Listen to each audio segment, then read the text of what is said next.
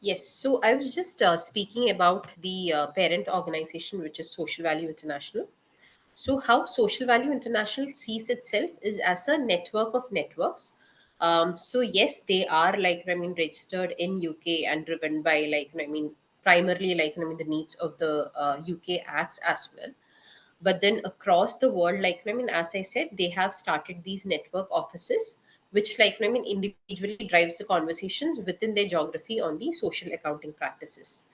So the way the organization sees itself is also as a standard setter for social value accounting and impact management. So currently, there are over 3,000 members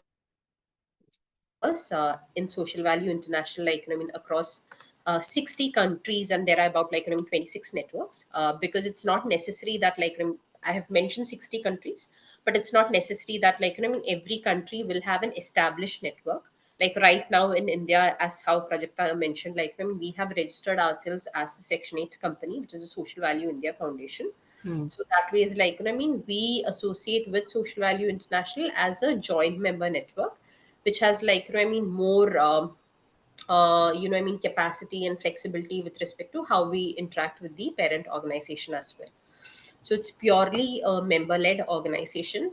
There is a lot of engagement within the practitioners across the world with respect to furthering the entire movement on social value accounting. For the benefit of the audience here, I'll also quickly touch upon the evolution of this organization and the whole concept of SROI. Hmm. So the concept of SROI first originated in USA, in California, in a development foundation organization. So they basically wanted to employ cost benefit analysis methodologies to impact calculation as well. That is the organization, REDF, as it is known. That is the organization which coined this terminology, social returns on investment. But then it was Europe, which furthered this conversation on social impact accounting and social returns on investment. So UK and even Scotland spearheaded this movement, and they came up with the first guide to SROI. Then as it progressed, there was another organization, the Social Impact Analyst Association as well in the UK, which merged with the SROI as well, and then they came up with the Social Value UK organization. So they named the organization Social Value UK because, as some of you here might be aware, UK has a Social Value Act, which also came up around the same time, and they're very particular, especially in the public procurement, how the public procurement translates into social value. So hence, it was rebranded as Social Value UK. Post that, around 2019, they came up with certain accredited practitioner program, which also I'll touch upon in the later slides. It is nothing but, as I said, the organization aims to develop a pool of practitioners across the globe. So for this, there are certain training programs they give, and which has been in three levels: L1, L2, L3. So they started rolling it out, and also they started creating these networks across geographies. Hmm. And lately, since 2023, you also have a number of organizations within Asia as well, like Social Value Japan, Social Value Malaysia, and as of today, Social Value India. So yeah, these are few key players within the Asian continent.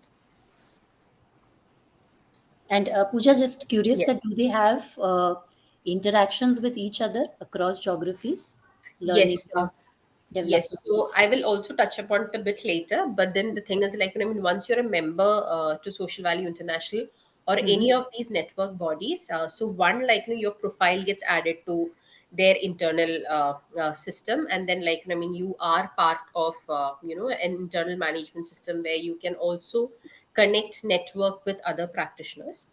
Apart from that, regularly there are these coffee chats, other workshops, interactions, that are uh, frequently held by Social Value International. So that way is there is significant engagement with all members. Okay, thank you. So, as I mentioned a little earlier, the backbone of the entire social returns of investment is the principles of social value. And there are eight of them, as has been listed here. I think most of you here would be practitioners of impact assessments and, like, I mean, would have some understanding of, like, I mean, most of the principles highlighted here. But in SROI, this is, like, I mean, almost like a Bible or this ultimate standard that we follow for any social returns on investment methodology. It has to be ensured that, like, I mean, the practitioner follows through all these eight principles. In fact, even these eight principles, like, they are continuously reviewed. Like, I mean, they are also, like, evolving. For example, the eight been recently added. Earlier, like, I mean, there were only seven. It used to end with Hmm. verify the result. But then, like, I mean, considering, like, I mean, the member feedbacks, like, I mean, there was another principle also added to it. So in the further slides, we'll quickly see, like, I mean, what these eight principles are. The first and the foremost is involve stakeholders. So stakeholders, I think we all understand what it means. They are basically, like, I mean, people who get impacted by a program. And as mentioned earlier, like, I mean, these impacts could be positive, negative, intended, unintended. But then it is these changes on the stakeholders that we need to ultimately measure with this methodology. So for this, like, I mean, it is also very important that we identify all stakeholders involved.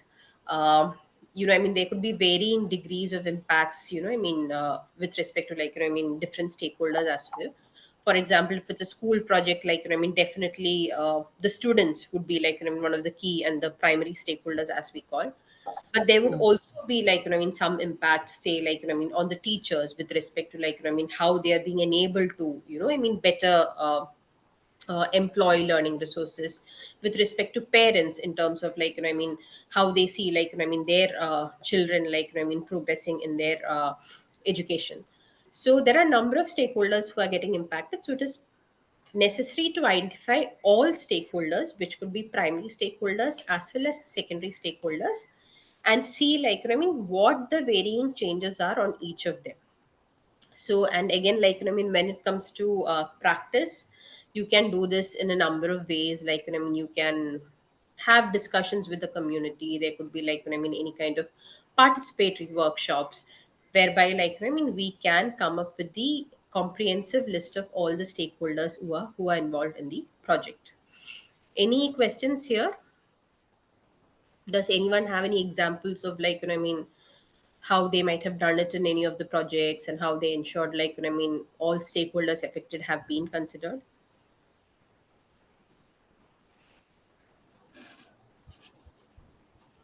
So, Pooja, one of the experiences that we've had at from a Blue Sky perspective is that, I mean, even in regular impact assessments, mapping of the stakeholders is very, very crucial, because as we start defining what are the outcomes and who is experiencing those outcomes. So, one of the things that we've seen, that even as we put together the SROI, the process of the SROI studies, a lot of the commonalities between doing traditional impact assessment as it has been to moving to SROI has therefore been the same kind of, it's like following the same steps, but then ultimately the final package or where it all ends is different.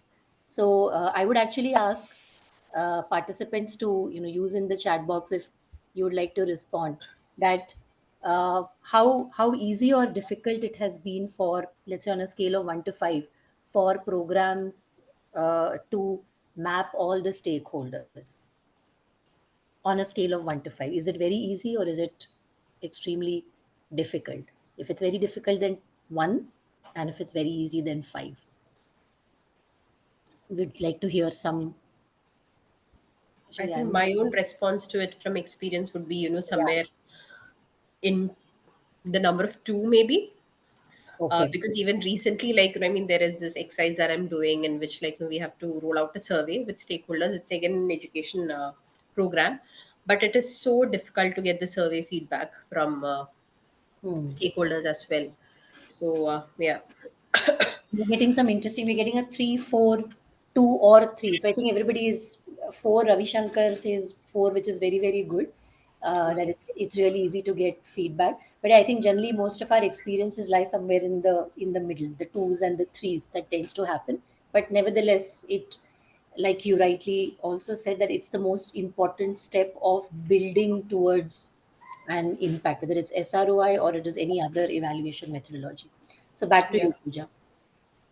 Yeah, and also the other thing to keep in mind when we're speaking about stakeholders and from an SROI point of view is like, I mean, it's not a matter of involving stakeholders only at the big. So it's not a matter of involving stakeholders only at the beginning, say, like, I mean, during the program designing or planning phase, or at the end, just to get a feedback. But the stakeholders will have to be involved throughout the project and its analysis. So that is like, I mean, one critical or I mean one area that the principal stresses upon. Sure. Yep. Now principle two is understand what changes. So one, we have identified like who the stakeholders are. So second step is to understand like, I mean, what changes for each of these stakeholders. And as mentioned earlier, like, I mean, when we say changes, we should account for positive changes, negative changes, intended, unintended. We should try to capture the gamut of changes, like, I mean, which these stakeholders experience. So once we understand the changes, like, I mean, we can start developing a theory of change as well with respect to it. I mean, again, in the theory of change, which like, I mean, most of you might be familiar here, there are like, I mean, short term changes which we call the outputs that gets generated, and the slightly longer term ones which we call the outcomes. So then, like, I mean, we list down like, what those outputs and outcomes, like, I mean, are for each of these stakeholders. Now the third thing is value things that matter. So that is what is, I mean, one of the key aspects in the entire SROI methodology as well. Valuation, we have to assign a value to the changes, I mean, that these stakeholders experience.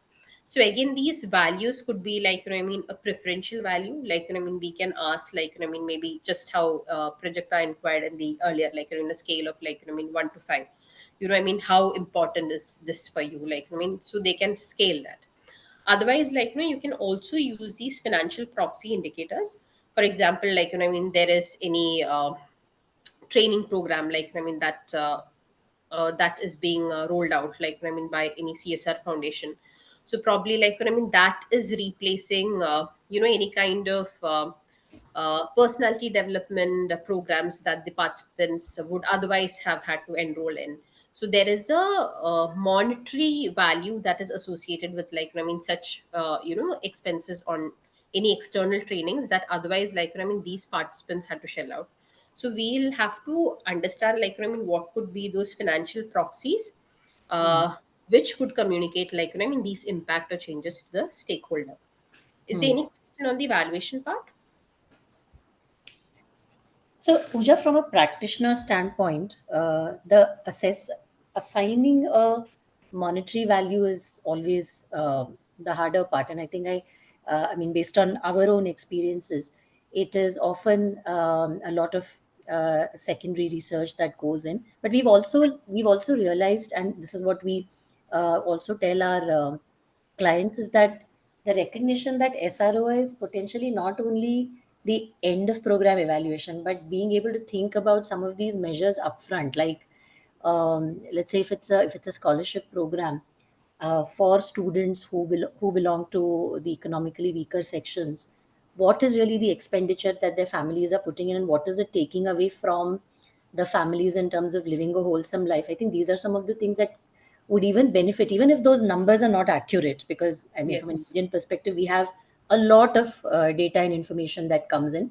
But just to think about what is it that we are supporting, and therefore what is it replacing for the family, I think that itself, in terms of the program design, becomes much more powerful. And absolutely. another point that you made, and I want to just connect the dots here.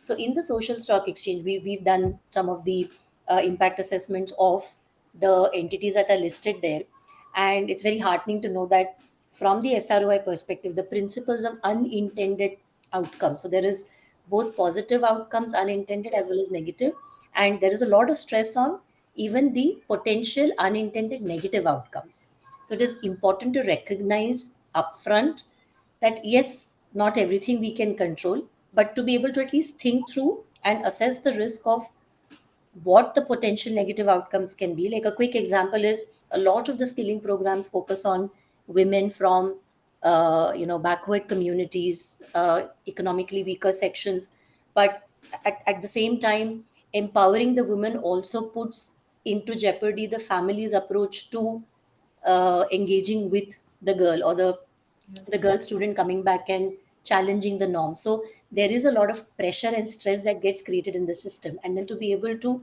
address that by at least first acknowledging, and second, maybe there are skill development sessions planned, there could also be parental sessions that are planned to enable the parents to start engaging with them, think differently. So these are some of the interventions that can get more and more refined as programs start thinking about all this. So just wanted to share those couple of thoughts.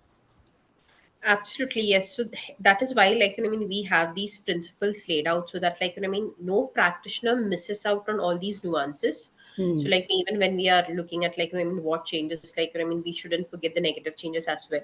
Because, I mean, if the negative change is larger, like, I mean, it probably would jeopardize, like, I mean, even a program that is, like, I mean, actually well thought out and, I mean, well intended with a starting with a good intention. So all that is critical. And yes, as you mentioned, like, I mean, uh, especially like, I mean, coming up with any kind of financial proxies, it does involve, like, I mean, extensive research. So there is some time and effort that has to go into the process so that, like, I mean, we can come up with a comprehensive framework for the actual calculation. Great. Yeah. With that, I will move on to principle 4. Principle 4 is include what is material. So we did say that, like, I mean, there could be different changes, like, I mean, what different stakeholders experience, and, like, we can also put a value to it. But how much of these changes can the program absorb? So it's not necessary that, like, I mean, a program can, I mean, accommodate all these changes or all these importance that the stakeholders give to any outcome. A program alone cannot, like, I mean, accommodate all of this. So from a program perspective, it is very necessary to understand, like, I mean, which are those outcomes, like, I mean, they can contribute to, how they can allocate their resources, like, in such a way that, like, if there are any negative consequences, how to minimize it, and if there are any positive consequences, like, I mean, how to maximize it. So that way is, like, I mean, after the three steps are done, it is also very important from a program perspective to include only what that is material, like, what that is material is like what the program can actually, like, I mean, make a difference to. So apart from that, like, I mean, the principle is like do not overclaim. So probably this is something, like, I mean, which many of you must have come across Hmm. in your day-to-day work. Say, like, I mean, there is one, I mean, skill development course that has been rolled out in a particular district, but there is a high chance that, like, I mean, there could also be a similar skill development program, probably the government, I mean, the state government or the central government has rolled out. So whatever change you are actually seeing on the stakeholder needn't be only, like, I mean, from your program. So there could also be, like, I mean, other external factors that affect this change. So it is necessary that, like, I mean, we clearly understand, like, I mean, how much of attribution our program is bringing into. So that is what principle 5 talks about, that is do not overclaim. Principle 6 is be transparent. I think, like, I mean, every impact practitioner here, like, I mean, understands the importance of transparency and, I mean, ethical uh, estimation of the quantified impact value as well. So with when we say transparent, it is like, even when we are drafting the report, like, it is very important that we document all these methodologies, all the assumptions that we have made, like, I mean, very clearly. So that way is, like, I mean, any reader clearly understands, like, I mean, where we are coming from with respect to, like, I mean, what are the aspects that we have factored into calculation, why we have ignored certain outcomes, like, why we couldn't accommodate, like, certain outcomes. So all that, like, has to be listed down and clearly justified, even when it comes to reporting. Which I have just posted a fun question for engaging our participants for Principle 5. So, if we had to present the CSR impact to an auditor tomorrow, what would make you more nervous? Is it data gaps? Is it lack of stories? Is it both? Or nothing? We are ready. I just want to. This is a light-hearted thing, nothing to do with the organizations that you represent, but basically talking about transparency. I'd like the participants to just take a quick crack at it. Responses. Lack of stories, we are ready. Great. Lack of stories, data gaps, both. Yeah, I think so. Generally, that tends to be the putting it all together. Yeah. While transparency is definitely something that everybody upholds greatly, just stitching it all together and bringing it to a certain place, I think those are the times when the challenges crop up. So, back to you, Pooja. Yeah. So then we have come to the last two principles. Principle 7, which is verify the result. So increasingly, like, I'm sure all of you must have come across the need of assuring your impact report.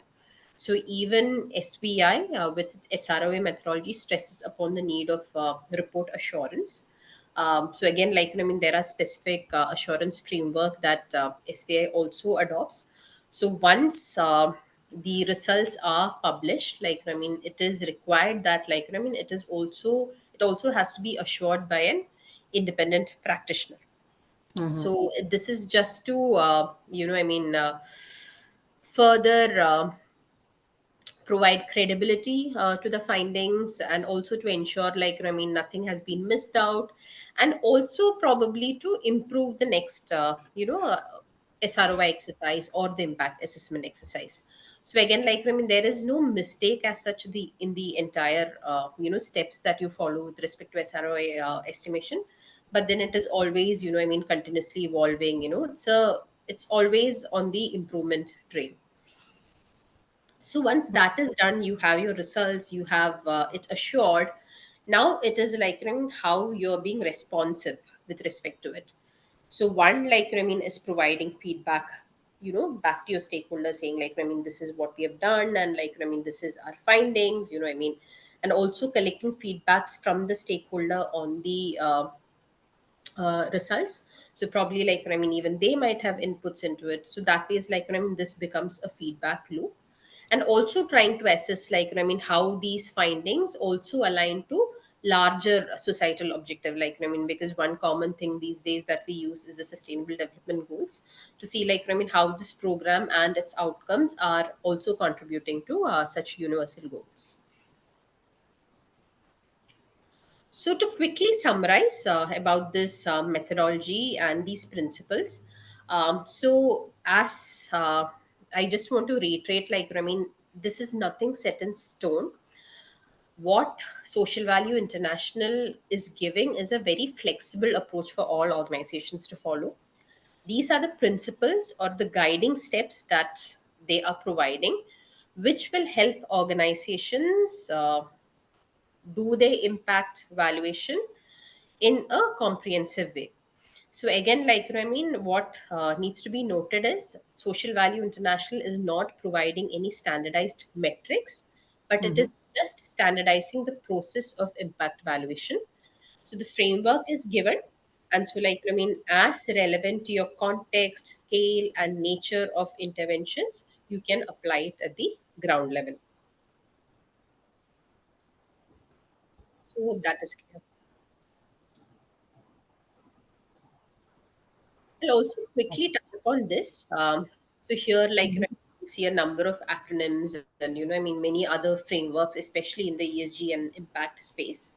So Social Value International and its principles are also, like, perfectly aligned to all these frameworks, like, that is going around in the ESG, sustainability, or the impact management space.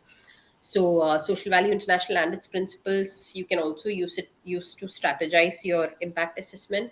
It is also a management approach, It also has provisions to, like, disclose your results, and, to enable transparency. And it also gives a governance framework, the entire impact evaluation and measurement approach. Hmm.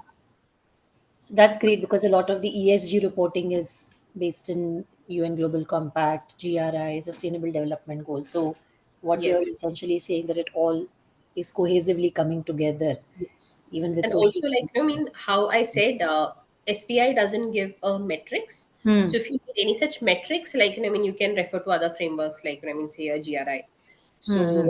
that is how, like, you can also interrelate to it. Great. Okay.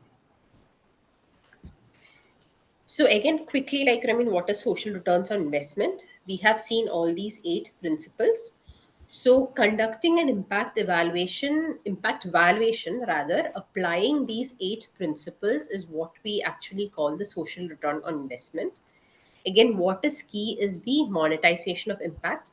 We are actually trying to quantify, like, what that monetary value of the change is, um, by applying, financial proxies, like, by doing extensive research on, like, what could be those, like, quantified impacts, like, that is bringing up about this change. So that is the social returns on investment. And typically, like, how we try to read it is, for any dollar invested, like, what is the corresponding impact in dollars that is generated. Hmm. So again, when we say accounting for value, it is like across, all aspects of our ecosystem. It could be environmental value, financial value, social value, or, like, any kind of fiscal value. So for each of these parameters, you can see, like, there are various aspects to it. So for each of this, like, by, the nature of the program, we are trying to see, like, what could be those financial proxies, like, we can say, like, say example with respect to water quality.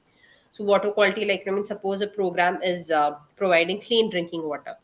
So the financial proxy would be, like, the average cost of, a water purifier probably a house would otherwise have to invest on.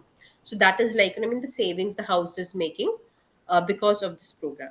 So such financial proxies, like, we will have to apply across any aspect that has been identified as part of the outcome of an impact evaluation process.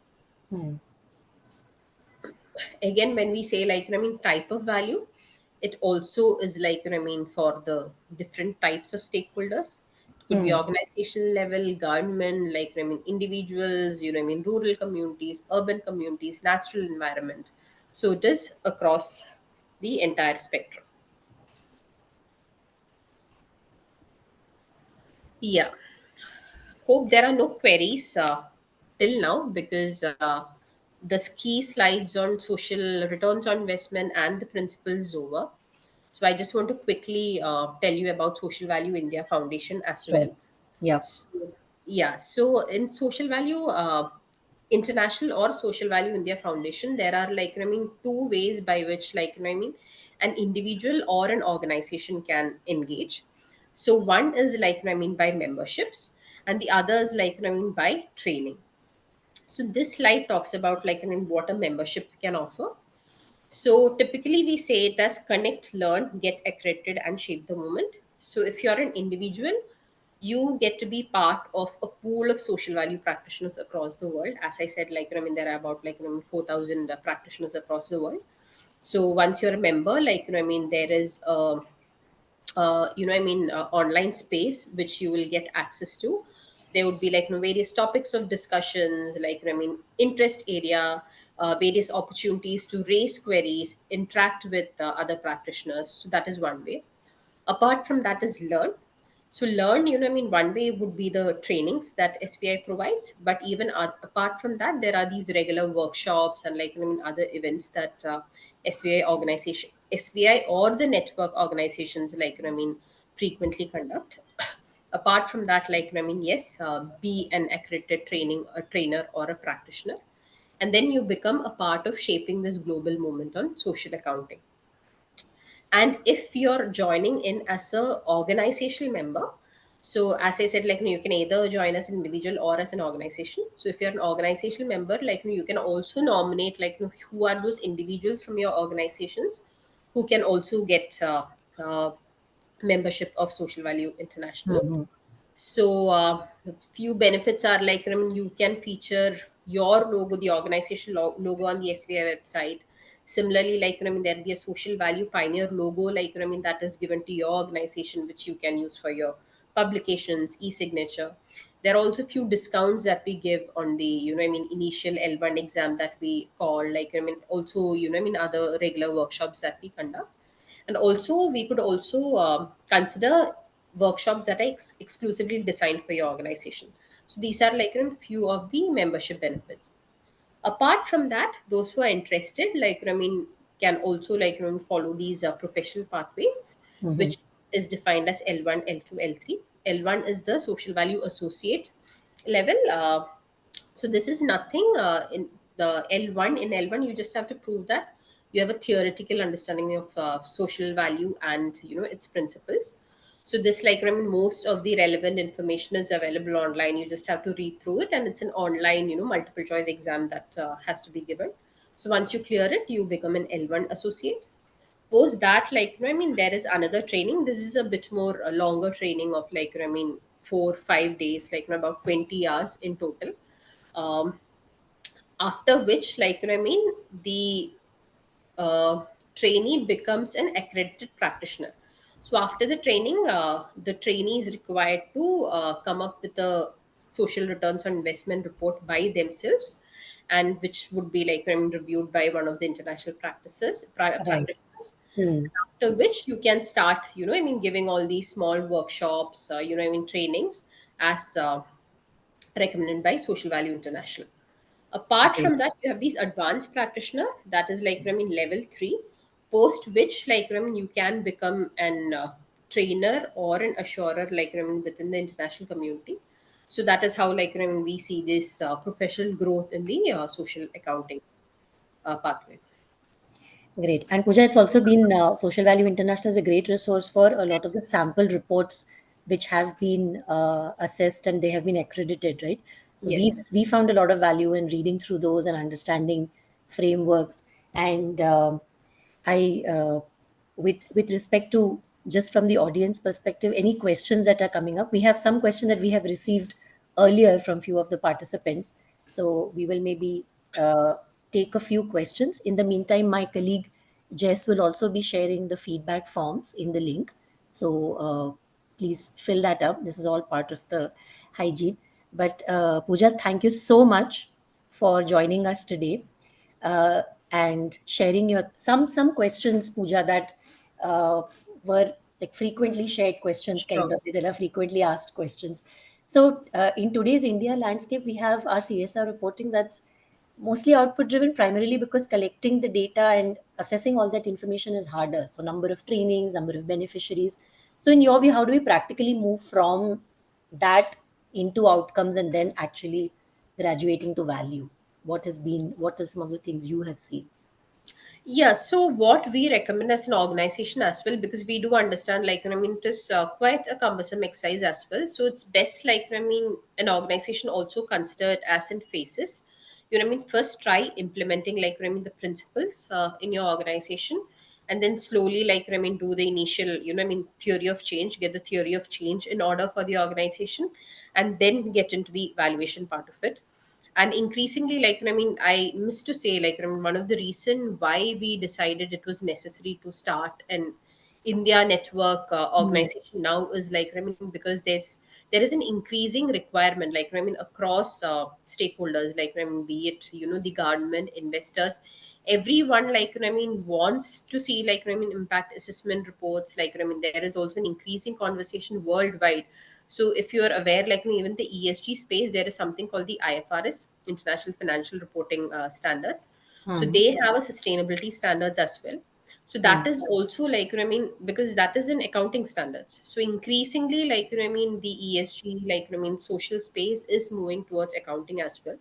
So we thought, like, we should be that early mover in this space, because finally, like, if everyone are going in that direction, there should be an organization who can guide and support, like, anyone who wants to further their journey in social accounting. So that is also, like, one of the reasons, like, why SBI India has been established. Great. Another question that comes to mind, that because ROI is SROI is a single number, how do we balance that pressure with the need to tell a nuanced story? There are so many more anecdotes we pick up from the field, so much more insight that comes. What's been your experience in balancing the two? Very good question. So yes, like, through social returns on investment, we are stressing on that number. But then, as I said, like, if you look at the principles, we are also encouraging that across the report we list down, like, all those assumptions, like, all those stakeholder voices, um, everything, like, so that those nuances are not lost. And also, Hmm. like, it is not just about the number. You can always, like, supplement the report with your qualitative findings as well, because Hmm. that is the actual voices from the stakeholder as well. Hmm. So it's a mix of both. Like, you have the value, which helps, like, investors or donors, like, see, like, what the value is, and maybe compare it to a similar program. Hmm. But then it will always have to be backed up by your qualitative findings as well, which will justify that number. Right. And in my multiple interactions with you, you have always said that it's the number directionally only matters. It's really not a absolute Yeah. number.